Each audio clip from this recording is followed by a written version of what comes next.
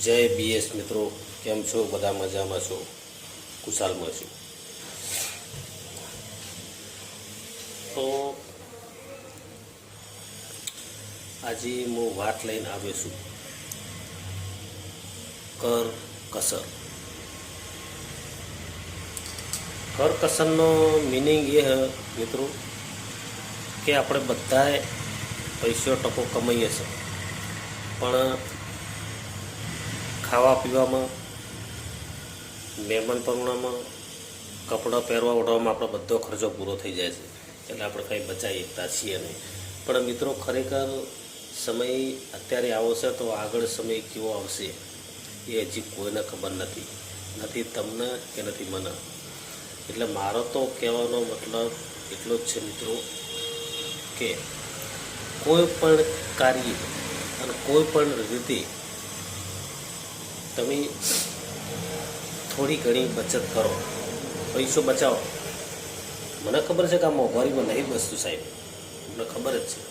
ખુદ અહીંયા ચલવું જ ના આટલી મોંઘવારીમાં, પણ છતાંય આપણે એમ કે ભાઈ અત્યારે પૈસો થોડો ઘણો બચાવો અને થોડા ઘણા ખર્ચા ઓછા કરો અને કોઈની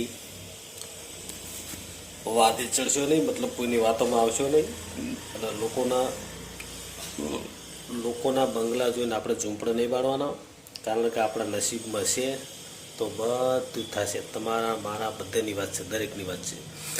પણ એટલું ખરું કે મહેનત તો તમારે ફૂલ કરતી રહેવી પડે, બરાબર. રાત દિવસ જેટલું મથાય એટલું મળતું રહેવું પડે. પણ કહેવાનો મતલબ શું છે કે જો આપણે સુધરેલા નહીં હોય તો પછી આપણા છોકરાના આપણે જેવી જ પોઝિશનો થાય. એટલે કહેવાનો મતલબ હું દરેક સમાજની વાત કરું છું, બધા માટે છે. મારી હંમેશા કોઈ પણ વાત હશે એ બધા સંબંધ માટે હશે અને કામની વાત હશે.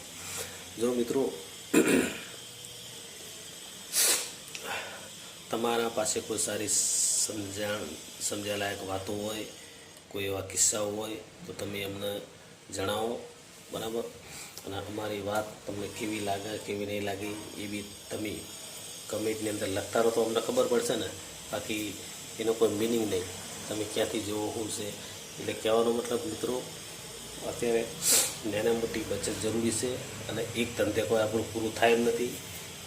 સાહેબનું બીજા 2-3 ધંધા કરવા જ પડે અને દરેક માણસ એ કરે જ છે. નોકરી કરો તો નોકરી તો શું તમને 8-10 કલાક હોય એનો એ પગાર તમને મળે. પણ ધંધામાં કેવું છે કે જો ધંધો બી સેટ થઈ ગયો તો થઈ ગયો, સાચી છે મિત્રો. પણ છતાંય આપણે સાહસ કરવું પડે.